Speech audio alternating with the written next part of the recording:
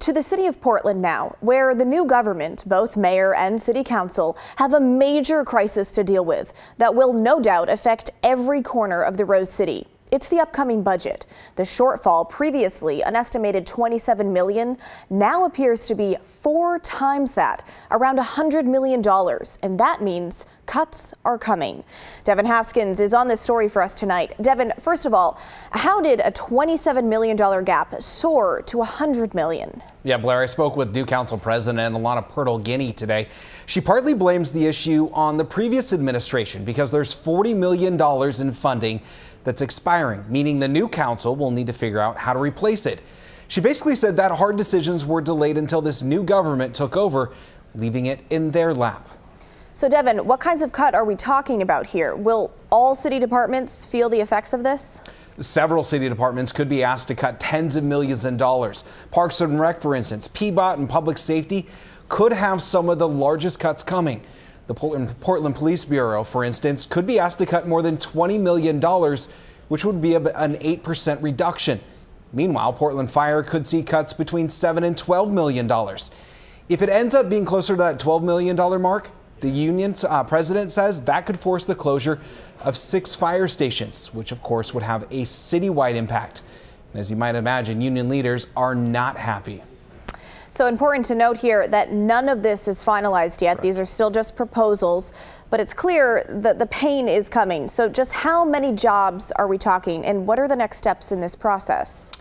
Blair, a city memo sent today says more than 120 jobs are on the chopping block, some of which are already vacant, but that number will almost certainly grow. Next month, the city administrator will put out some recommendations. Then in May, the mayor will release his recommendations, followed by a full council vote on the budget in June. All right, Devin Haskins in the newsroom for us tonight. Devin, thank you. Now that budget disaster only makes headlines like this one all the more head-scratching. Shane Dixon Kavanaugh published this yesterday in the Oregonian.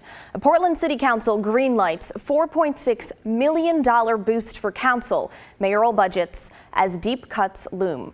It's the recap of an hours-long city council meeting from Wednesday night, where council voted 10-2 to pass an emergency ordinance that will allow councilors to hire 1 more staff member each, as well as over $250,000 more to use for non-personnel expenses.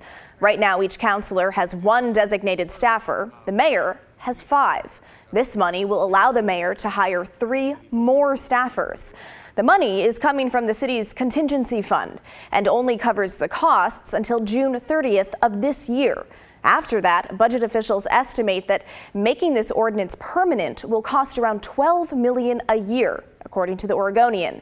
Nearly all of the councilors agreed that a single staffer is simply not enough to help them focus on both policy and constituents. Councilor Eric Zimmerman described the previous staffing model as being, quote, kneecapped.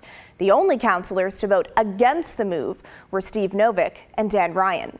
Now, Shane has much more in his article, and we think it's worth your time. You can find it now on OregonLive.com. I will note, though, that it's a subscriber-exclusive article, but in my opinion, the subscription is also worth your time. Now, as I was reading that, I could feel a few of you seething through the TV. Remember, you can always vent to us. We love to hear it. So email us, the story at kgw.com, or call and leave a voicemail, 503-226-5090.